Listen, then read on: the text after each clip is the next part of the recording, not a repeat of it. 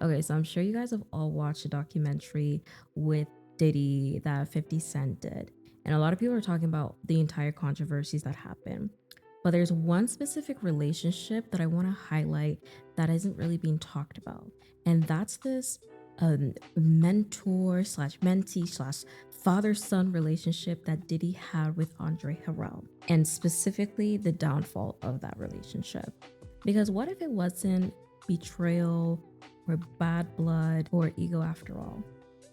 What if Diddy did exactly what he was supposed to do, but he did it just faster than the system allowed him to, and faster than the system could even tolerate and handle at the time? And that's when you realize that that specific story isn't even just about Diddy alone.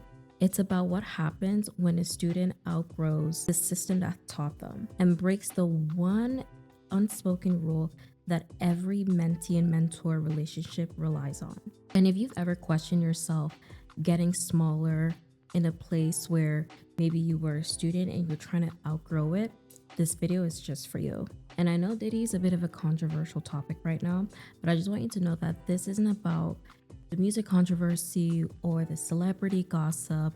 It's more about how power dynamics actually work inside these mentor-led relationships. And if you don't understand these dynamics, it's either you stay too long that you end up betraying yourself, or you leave too early and you end up getting crushed at the very end.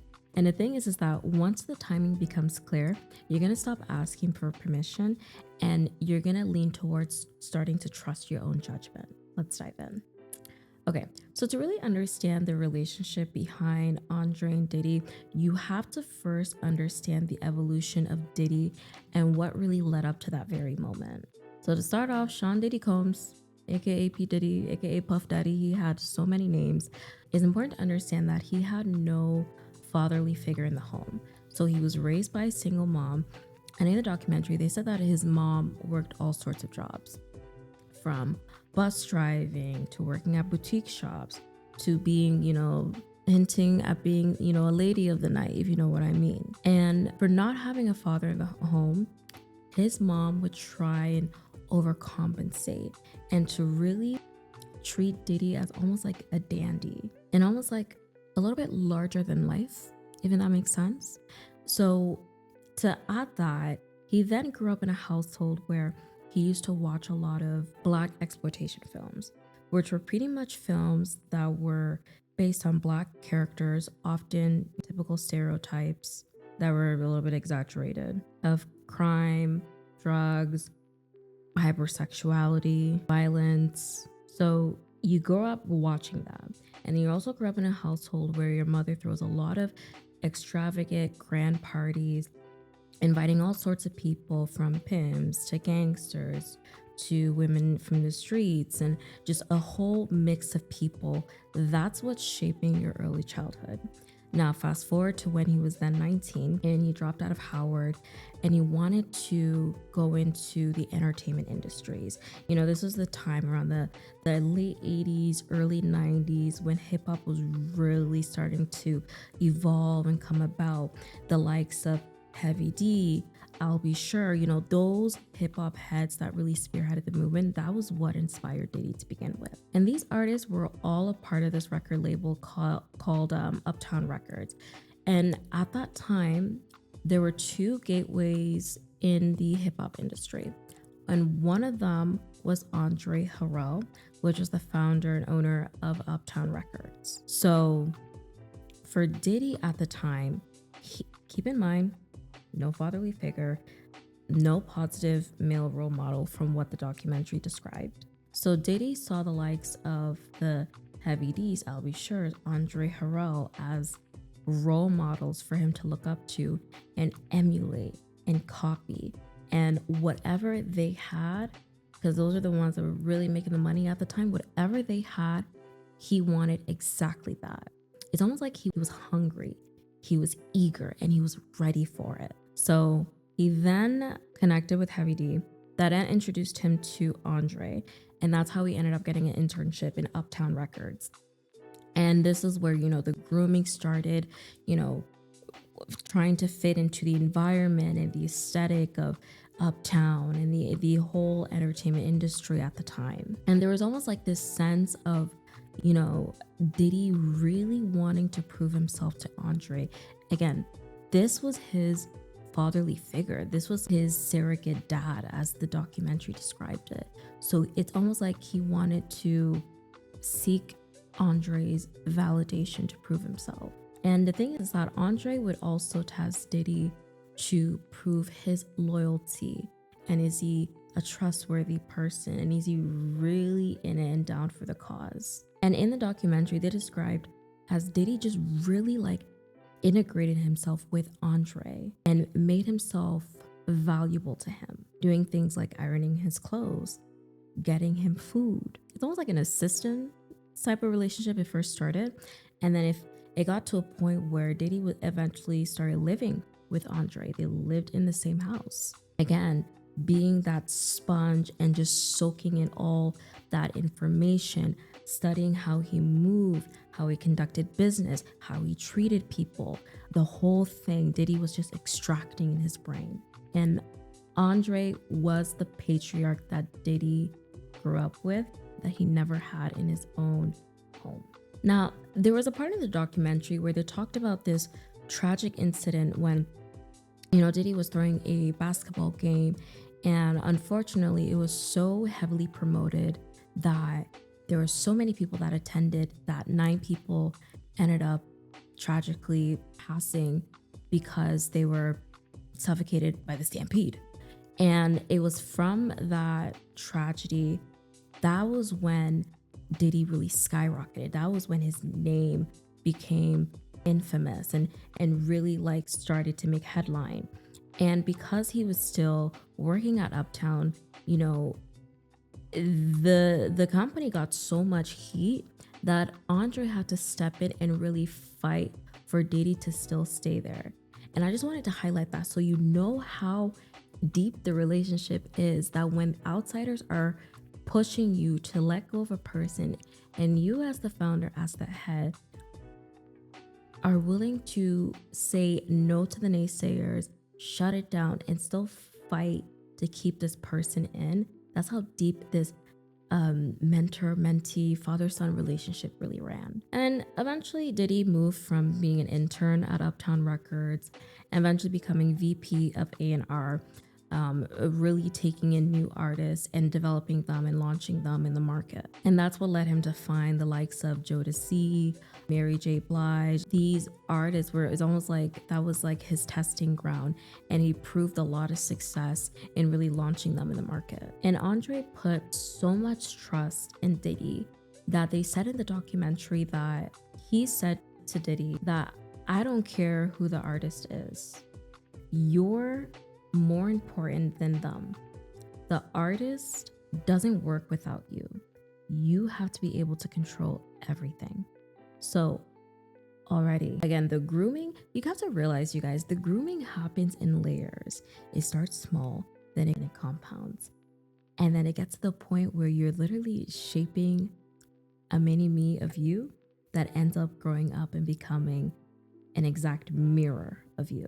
So fast forward to 1992, he then was promoted. I think I said earlier, he was VP of A&R. He was actually then head of A&R, and then I think he got promoted to VP of A&R and new artist development. Anyways, it was a pretty big deal because he was like 22 at the time and probably the youngest in the industry. So it was pretty remarkable how like fast of a success he had, and momentum started to really kick in. And then he then established like his own record label link under Uptown called Bad Boy Records. So by late like 1992, his trajectory was up, and now everybody in the industry was looking for Diddy to really put their artists on, because he eventually became the new gatekeeper. So he now has power, some notoriety, money, access. What do you think? Can keep in mind, he's like 22, 23 at this time. What do you think that's going to do to you, like in your head? And his frontal lobe, it hasn't fully developed. And his mentor has been the likes of Andre and everybody else in the hip hop industry that he looked up to. What do you think that's doing to him in this age? He became so big for Uptown Records that he was bigger than the system. So now Diddy, who was the intern, is now replacing the king of the castle, Andre. He automatically became a threat. You can imagine the egos from those two men that started to clash. Because at this point, Diddy, he outgrew Uptown and he was beginning to replace Andre symbolically. As I mentioned, the surrogate son is now threatening the surrogate father. So you can only imagine what happens next, right? He got fired. And he later branched out and then ended up launching Bad Boys as his own independent company outside of Uptown Records. Now, luckily at this time, when he got fired, he was allowed to go with Notorious B.I.G. Biggie, who was still a new artist that was in development when he was with Uptown, but he was allowed to go with Diddy at the time. And that was what was used to blow Bad Boy Records into what we now know what it was at the time. So this era is what really shifted Diddy's personality. And he had become so successful when he went independent with Bad Boy Records. And the thing is that a lot of people co-signed his bad behavior. And by bad behavior, the abuse, coercion. I always struggle with that word. The abuse, the coercion, just people in the industry co-signed his bad behavior because it brought in money at the end of the day. And you have to realize that someone who was shaped by pain more than love in their early childhood, someone who was faced by pain, because they said that he was abused by his mother as well physically. So someone shaped by pain who learned that dominance felt safer than vulnerability, it only makes sense why he kept doing his bad behavior, because he was rewarded every time he chose control over his own conscience. So you give him all that money and power and you still think he's gonna play by the rules? He threw all that to the window and he became the rule, and at the same time the exception to that rule. And that was what Tim Patterson said famously in the documentary. And one of his former childhood friends said in the documentary that Diddy had this belief that nobody, and I mean nobody, will be bigger than him. So everything that he learned about how to run a company, run Bad Boy Records, he learned exactly from Andre, both the good and the bad. And that brings me to what I said earlier, that mentorship works up until that student starts becoming too visible, too capable, too influential inside somebody else's system. And this is exactly what Robert Greene talks about in his book, 48 Laws of Power. And this is literally the first law in that book, which is do not outshine the master. And it reads, and I quote, "Always make those above you feel comfortably superior.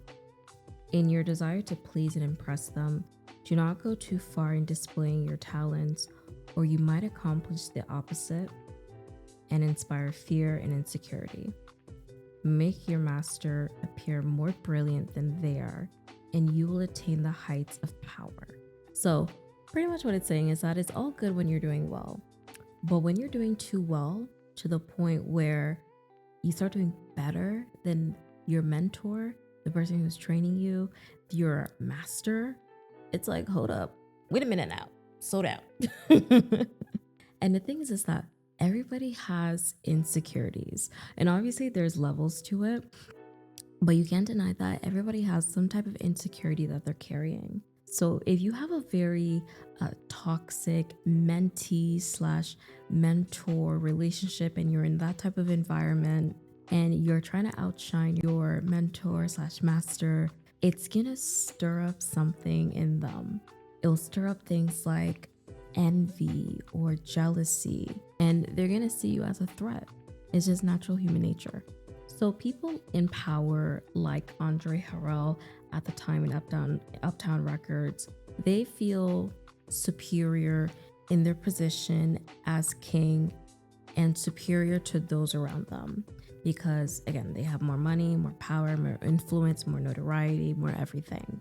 So when Diddy became too big for Uptown and his intentions for also wanting to be king of the castle got known, baby, as hard as that must have been for Andre, Diddy had to go. There was no choice. He had to go because now he's threatening Andre's kingdom, everything he built. He's threatening, he became a threat to his money, his power, his control over being one of the few gatekeepers at the time in the hip hop industry. So outgrowing this system threatens the one who built it because that mentee and mentor relationship stops being about growth and it really starts being about survival. Now, I know Diddy's a very controversial and polarizing figure, but I just wanted you guys to see that those same principles apply whether if it's used positively or negatively, because at the end of the day, it's still human nature that you're dealing with. And if you're honest with yourself, you've probably been in somewhat of a similar situation and felt that shift too before. And once you see this pattern, it's gonna be hard to unsee it. And then you start creating your own lane for your environment, your work, your careers, and whatever facet of life you find yourself involved in. So, one of the things to notice when you're in a situation like this is to be aware when the dynamic with your mentor has changed. So, if you've noticed that they stopped really praising you and they started criticizing you a little bit more, they're a little bit hard and picky with you. That's always a sign number one when the dynamic has shifted. Or all of a sudden, maybe you had access to certain relationships or you were privy to certain meetings or just activities that you used to do with said mentor. And then there's a little bit of distance all of a sudden behind it. They're acting a little bit, they're pushing you off to the side when that wasn't the case before. Or maybe the feedback they used to give you was more constructive and now is a little bit more vague or abstract or even political to kind of trip you up a little bit. Or a really big one is that when you accomplish something and your wins becomes more minimized and they stop celebrating it like they used to in the beginning. These are subtle little hints to start picking up when you feel like the vibe is off. And I don't want you to think that you're crazy if you're experiencing this with your mentor relationship, because it's going to seem confusing at first because you're still loyal, you're still showing up, acting right, doing what you're supposed to do, and the relationship didn't change. It was just that the rules have shifted a little bit without you knowing. And this is exactly what happens when your growth becomes a threat to that person. So when this happens, there's two things you can do. It's either you can stay there and continue to dim your light and shrink in order to appease this person and protect their ego, but it's only going to eat at you because, again, you're dimming your light and you're not really living up to your full potential. So that's one option. Or the second option is you can leave and you can forge your own path before resentment or punishment really starts to escalate. And when this happens, you need to be okay with stepping out on your own. It's going to feel a little bit scary at first, but you really have to take everything you've absorbed, everything you've learned, and really create something of your own and build your own empire. And that's exactly what Diddy did with Bad Boy Records when he left Uptown. It was just a natural progression from that relationship with Andre and predetermined with him because he wanted to be the top and the only gatekeeper at the time. It was just only natural that he ended up doing his own thing. And I just want you to know that when that time comes, when you feel like you've outgrown a system, I don't want you to feel like you're ungrateful about it, because it really is a blessing. Let's say if you did have a positive relationship with your mentor, it really is a blessing to have been able to learn from that person, because they've saved you a lot of time, a lot of years off of you, because you've able to learn from their own mistakes, see what's working, what's not working, really learn tips and tricks and all that stuff. And it is okay that gratitude and growth can exist at the exact same time. It's completely normal. And always keep in the back of your mind that if you're in a situation where your mentor does feel threatened by you, honestly, half the time they're not evil. They're just being human. And leaving doesn't mean that you failed. At the end of the day, it's all about growth here. And I also want you to keep in the back of your mind that when you're inside somebody else's system, your growth has to be paced and positioned well. So for the case of Diddy, right? He grew fast and became essential to Andre.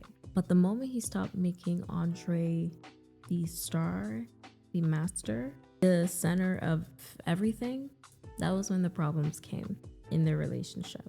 And if you're watching this, don't assume that your position is secure just because you've earned it. Because power isn't something you own, it's something that's given.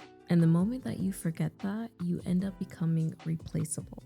Because for the case of Diddy, once Andre felt that he was pushed to the side instead of strengthened, that was when the dynamic really changed. And it started becoming a game of survival.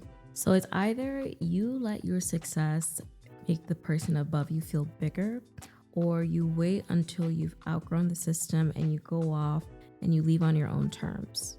Diddy did not wait, and he did not soften. He didn't have a slow rise. It was very, very fast. And that's why his growth stopped being rewarded and started to become punished in the end. So the whole goal isn't to stay small in anyone's shadow or to prove anyone wrong in the situation. The whole thing is to protect your integrity and also your momentum at the same time. And the real skill is knowing when you're still learning, knowing that when there's still a fit or no longer a good fit for you in that environment, choosing the best timing for you over being emotional about it, and also trusting yourself to move without anyone's permission and trusting your own judgment. Because at the end of the day, right, it's not about shining the brightest too early on. It's about lasting long enough and then rising when you feel like the structure that you're in can no longer hold you back. Now, comment down below. What is your relationship, or do you have a relationship with a mentor? And how is that dynamic like? How long did it last? Is it still a thing going on? I want to know. And if you love deep dives like this, I make videos like this all the time. This next one is just for you. Until next time.